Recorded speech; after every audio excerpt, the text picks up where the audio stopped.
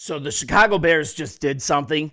They just solved a huge problem for the NFL. All the teams should be sending us Christmas cards this year, because what I'm going to talk about this video is about the tush push against the Philadelphia Eagles and the simple fact that this was not Nahshon Wright simply being opportunistic. It wasn't him happening to see the opportunity, just happening to be in the right spot for this play. The thing about this ball strip on this play, it was orchestrated. It was 100% planned, so maybe the NFL needs to thank the Chicago Bears. The tush push has been controversial. The league has been trying to get rid of it. Teams are voting against it. Did the Bears just solve it? And there was also a huge assist by the New York Giants. I'm going to get to this as well in this video. But let's talk about Ben Johnson. He says that he hates this play. Personally, I think it's stupid. I don't think it's a football player. I think the NFL office would love it gone as well. But what do? Do you bellyache about it? Do you have votes about it? Do you talk about it in the media? Do you constantly lobby for it to be banned? Or do you man up as a coaching staff? Do you just make it unsuccessful? But then on top of that, as a coaching staff, it's not enough for the Chicago Bears. It wasn't enough for them to make it unsuccessful. This staff took it a step further and making it no longer advantageous to run, making it into a turnover opportunity for the defense. The Bears had a plan for this, and they executed it perfectly. And I can't highlight this stuff enough. This elite level coaching that the Chicago Bears have, it needs to be recognized by all of us.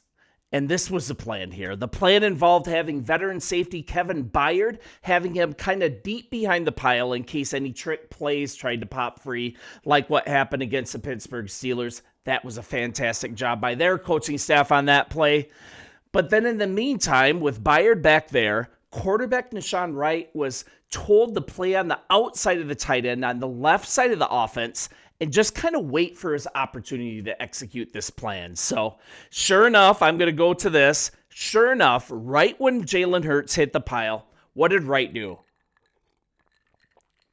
He shot right in from Hurts' left side. He went straight for the football, and he managed to rip the ball free from Hurts' hands. And what did that result in? A takeaway for the defense. Game, set, match. That was a turning point in the game. And here's what Nahshon Wright had to say. Look, I'm a lot stronger than I look. He was kind of holding the ball out there a little lackadaisical. Nobody blocked me, so I was able to get in there and pry it out from there just to get on top of it. And he said he reacted based on just football instincts. He didn't say that was a drawn-up play. But then here's the thing. You hear from head coach Ben Johnson. He intimated something a lot more intentional. And then also when you hear from our defensive coordinator. This is from Ben. I mean, we certainly wanted to be sound in how we were defending that play and the compliments off of that play. And we are hopeful to have opportunities to get the ball there. So if you read between the lines of what he's saying, Dennis Allen, once again, he has some things to say. Comments from Ben Johnson. And you're looking at the tush push that was starting to get stale anyways. And it hasn't been as automatic as it has been in the past. Even Jalen Hurts admitted this. Kind of started against the Lions on November 16th. Thank you, Lions. The Eagles only went 1 for 6 on that play. And that's been a play that's been pretty much a 90% as far as the success rate. It's been going on since 2022. So it really got exposed against the Lions. The Steelers, they couldn't convert it against the Bears. They did a really nice play fake once again.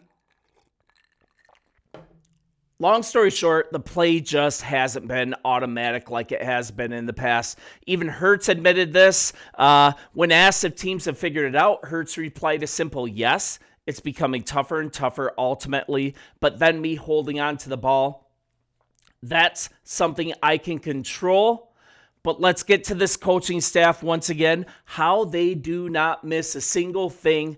And their tape review of the New York Giants' treatment of the tush push against the Eagles, that really dialed their plan in. Once again, Eberflus probably would have never seen that. He wouldn't have thought of the coin toss during this Eagles game to make sure that they're throwing into 35-mile-an-hour winds in the fourth quarter.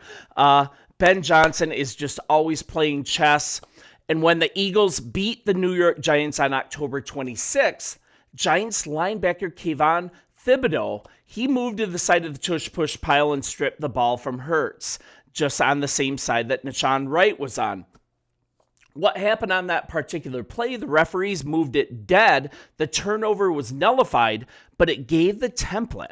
It gave the way to stop this unstoppable play. And you better believe that this Bears staff was looking at this. The Eagles haven't been nearly as successful really since that New York Giants game.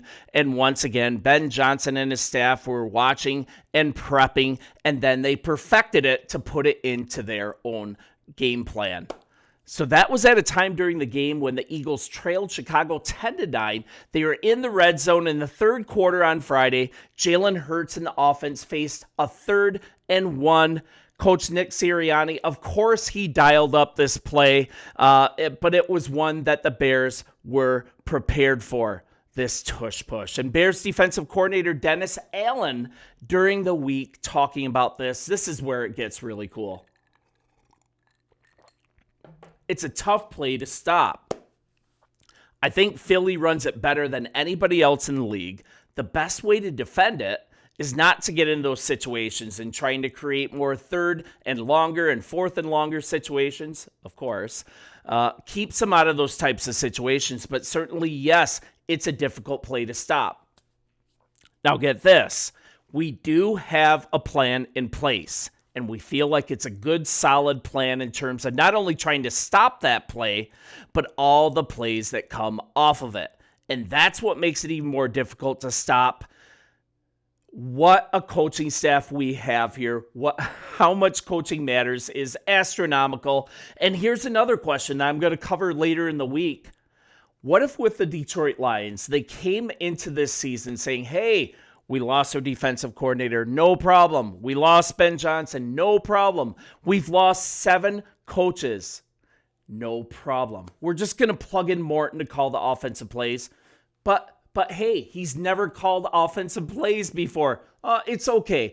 It is Campbell's offense. It always has been. I've heard that from Detroit Lions fans in my life. It's not about Ben Johnson. He was just simply running Dan Campbell's offense. But what if this is something else?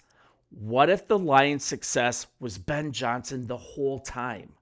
What if this offense was all rooted in what Ben Johnson does, how he prepares, how he gets these players ready to go? What if we essentially took the Lions' magic and we have it for ourselves? I mean, I'm going to cover that more during the week, but let's hear what Nahshon Wright had to say. Once I kind of saw he was going, I saw him holding the ball out. I was just able to get in there, get my hands under it, and just rip it. From her, it was just, from there, it was Hurts to get on the ball and secure it. We already talked about that. But here's a little more from Shawnee. It wasn't that bad. The O-lineman wasn't as strong as he thought he was. This is his 8th takeaway. This is a complete breakout season for him. That makes a 3rd fumble recovery to go along with 5 interceptions. And this play had actually earned him his first game ball of his career. I think it should have been his 2nd or 3rd game ball. I think Ben Johnson said as much during this post game. But let's hear just a little bit more from Kevin Byard. I peeked to the sideline and saw DA and everybody saying, we got the ball. It was just phenomenal, right? Talked about it on the sideline, but I guess he just saw the way Jalen Hurts was holding the ball and just snatched it from him. It was a super awesome play, obviously, because they're driving right now. That was a huge play. Honestly, it's probably the play of the game. And then looking at where this secondary is going to go, because Tyreek Stevenson, he's going to be over this hip injury. Is he going to get his spot back from Nahshon Wright? I don't think he should. Do you guys think he should? Is he going to get his spot back? How are we going to shuffle all of these pieces in? Because we have Gordon back.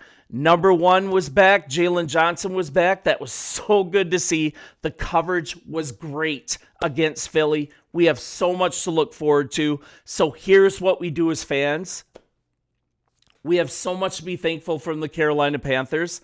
Let's ask for one more Christmas present from the Carolina Panthers. Let's be Carolina Panthers fans. Let's root for them as they play the Rams today, because if the Rams lose, the Bears are, unbelievable to even say this, the Bears will be the number one seed in the NFC playoff picture. Let's enjoy the games today. You guys are awesome. Bear down. Enjoy the NFL today, and I'll be talking to you on the daily. See ya.